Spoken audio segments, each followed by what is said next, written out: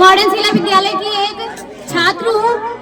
मैंने मानव पाचन तंत्र का एक मॉडल तैयार किया है। मानव में पाचन कई प्रकार की क्रियाओं द्वारा संपन्न होते हैं। सबसे पहले बारी आती है मुख गुहा। जब हम कुछ भी खाते हैं तो सबसे पहले मुख में डालते हैं और वहाँ पे मुख गुहा में कई प्रकार की लार ग्रंथियां पाई जाती है जिससे लार निकलते हैं और हमारे खाए हुए भोजन में लार मिक्स होते हैं, जिससे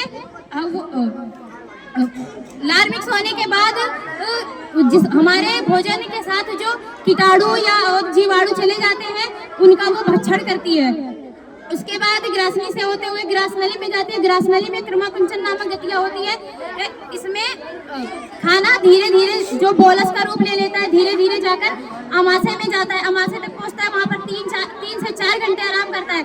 अमाशय के प्रथम भाग कार्डियक में HCl नामक गैस पाया जाता है, HCl नामक अम्ल पाया जाता है जो भोजन को अम्लीय बनाता है। जो भोजन में जो उपस्थित कीटाणु या जीवाणु लार नहीं मार पाए उसका ये भक्षण कर लेता है।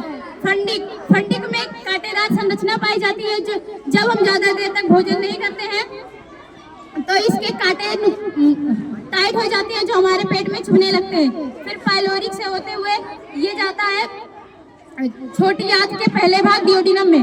डिओडिनम कहता है कि मैं अम्लीय भोजन को आगे जाने नहीं दूंगा, जिससे यकृत से बनने वाला पित्तरस जो पित्ताशय में इकट्ठित होता है वहां से डिओडिनम में आता है, जो भोजन को क्षारीय बनाता है, अम्लीय भोजन को क्षारीय बनाता है।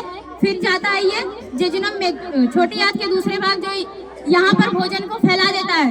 इसके आगे जाता है छोटी आंत में भोजन का पाचन होता है। छोटी आंत के आखिरी भाग इलियम जो जाकर बड़ी आंत के प्रथम भाग सीकम में खुलता है।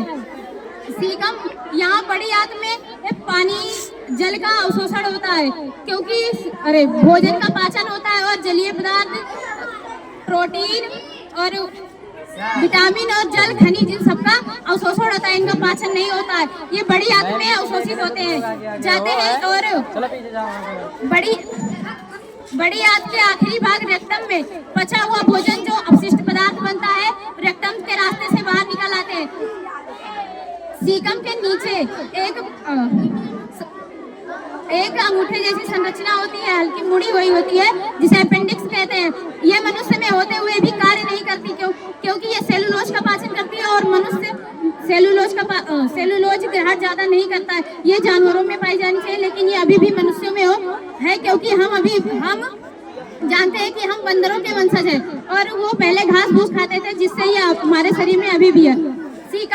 सीकम के नीचे स्थित अपेंडिक्स, यदि सीकम के दीवार में थोड़ा सा अगर छेद हो जाए तो पचे हुए भोजन का जो अपशिष्ट रहता है वो इससे नीचे चला जाता है, अपेंडिक्स में चिपक जाता है, जिससे अपेंडिक्स में घाव हो जाता है और अपेंडिक्स की दीवारें सड़ने लगती है, जिससे अपेंडिक्स नामक बीमारी हो जाती है। और इसका एकमात्र इलाज है कि इसे कटवाकर बाहर निकलवा दिया जाए।